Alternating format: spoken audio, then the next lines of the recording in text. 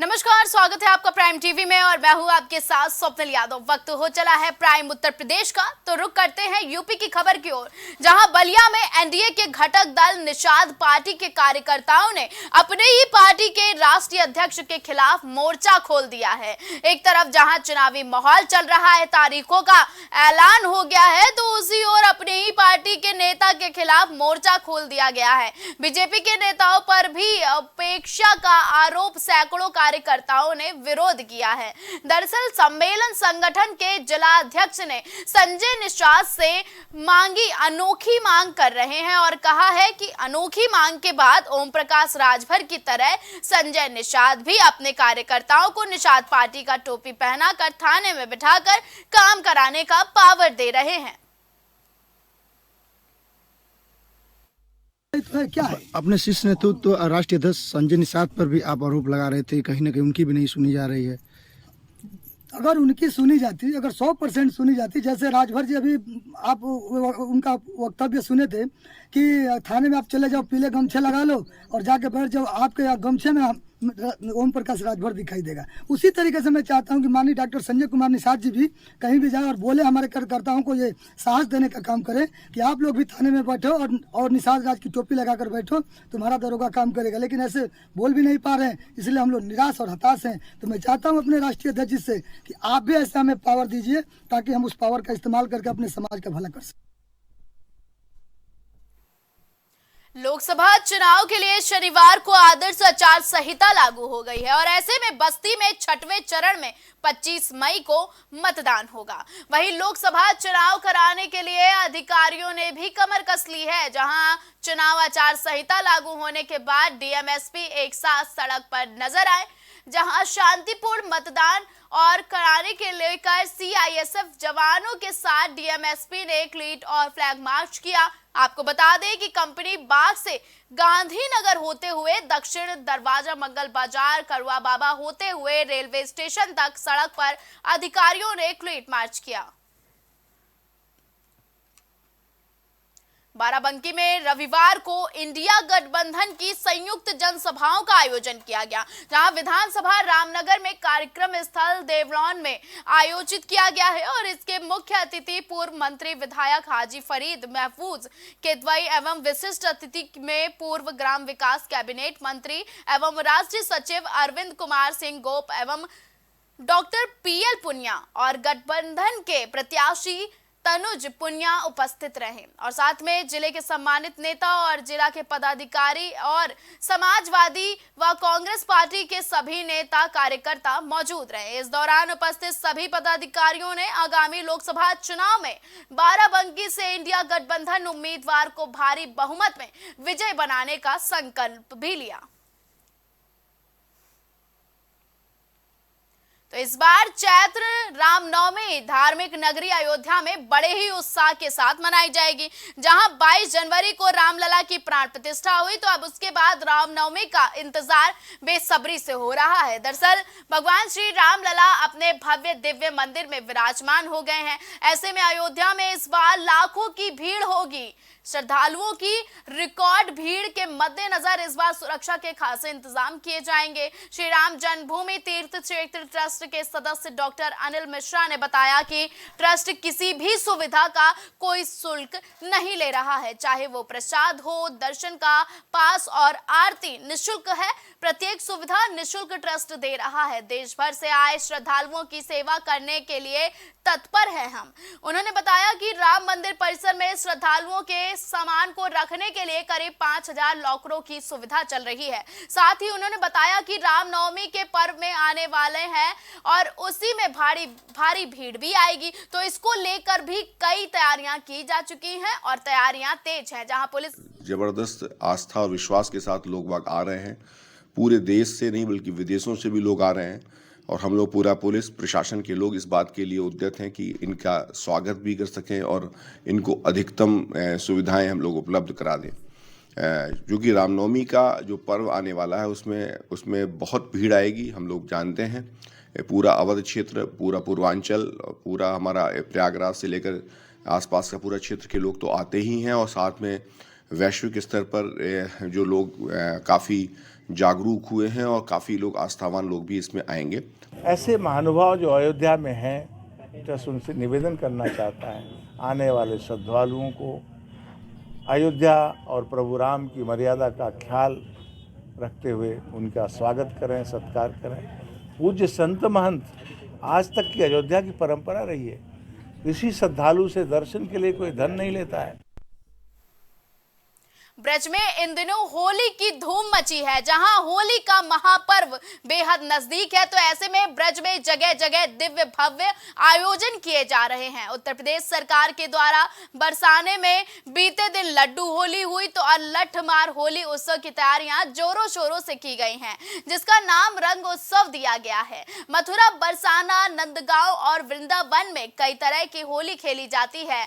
इनमें से बरसाना की लठमार होली अधिक प्रसिद्ध है। बरसाना की इस होली में लाखों संख्या में भक्त शामिल होते हैं और लड्डू के प्रसाद को पाकर स्वयं को खूब धन्य मानते हैं। लड्डू मार होली बरसाना के लाडली जी मंदिर में खेली जाती है। ये उत्सव लठमार होली से एक दिन पहले मनाया जाता है। बरसाना में लड्डूमार होली का आयोजन चल रहा है और पर्याप्त सुरक्षा व्यवस्था के बीच श्रद्धालु दर्शन कर रहे हैं। कई जगह ये अफवाह भगदड़ की फैलाई जा रही है, जो सरासर गलत है।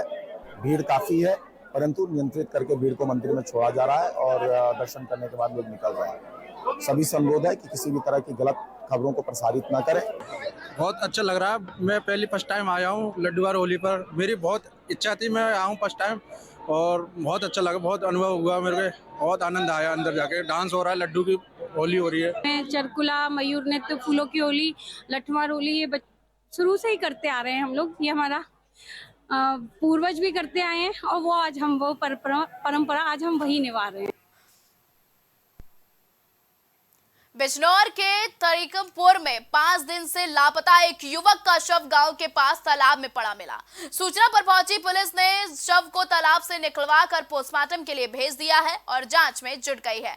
युवक की मौत से परिवार में कोहराम मच गया है और परिजनों का रो रो कर बुरा हाल है।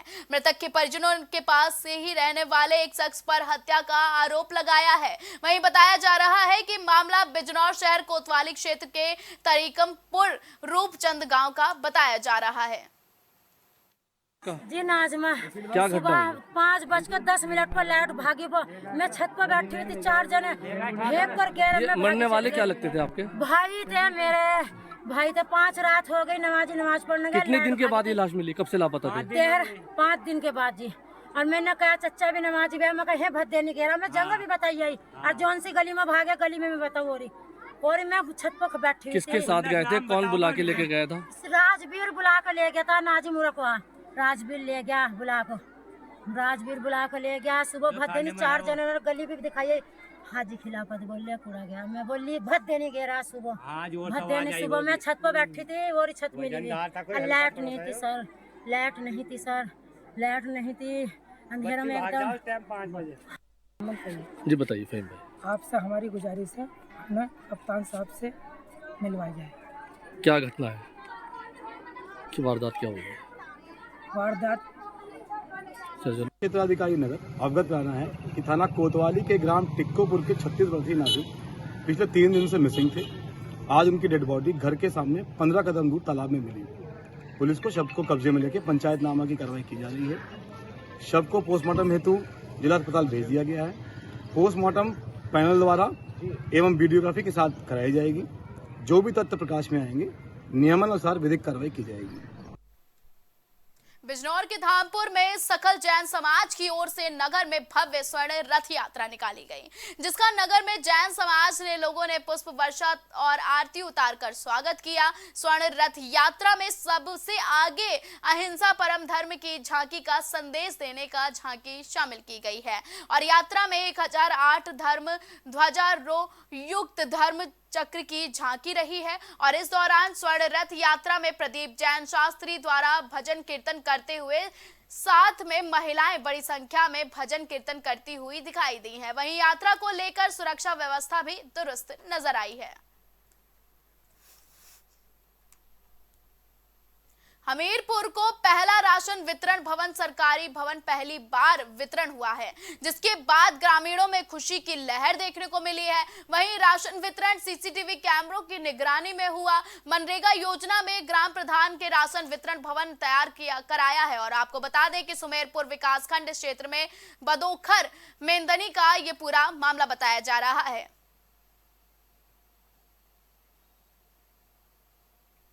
तो फिलहाल यूपी की खबरों में अब तक के लिए बस इतना ही। देश और दुनिया की ताजा तरीन खबरों के लिए आप देखते रहें प्राइम टीवी।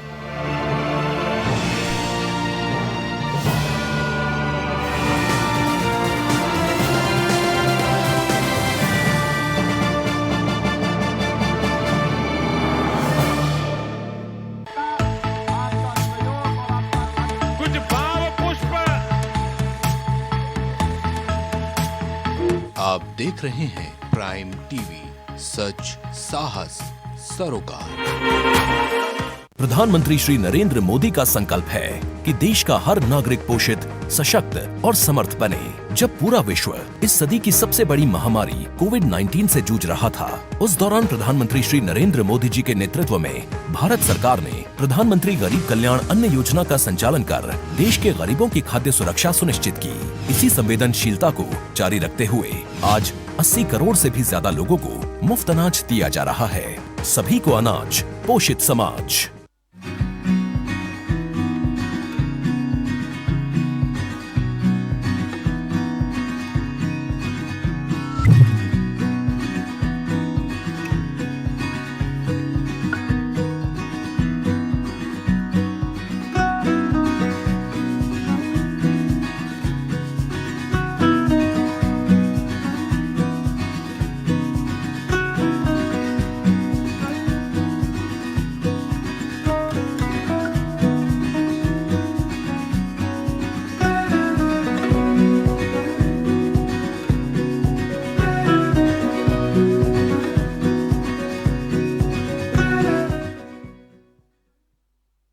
प्रॉब्लम्स थी जो मेरे को स्टेप्स चढ़ते हुए प्रॉब्लम थी, वो अब I think so 70% is improved. ठीक है, मेरे को एंकल में प्रॉब्लम थी एंड मेरे को नसेस मसल्स प्रॉब्लम थी, जो मसल्स में काफ़ी पेन रहती है, जो अब की इस टाइम पर एक बार मैंने लिया, मैं लास्ट टाइम आया था, उसके बाद मैं अब दोबारा आया हूँ, तो ऐसे 70% इज इम्प्रूव्ड, जो कि डॉक्टर नहीं कर सका।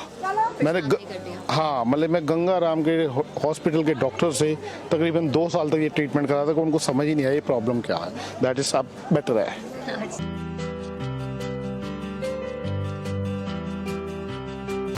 हॉलीवुड से लेकर बॉलीवुड तक, एक्टर से लेकर सिंगर तक, फिल्म जगत की हर चटपटी खबरों से आपको कराएंगे रूबरू। तो पहले पर्दे की अंदरूनी बातों पर होगी गॉसिप,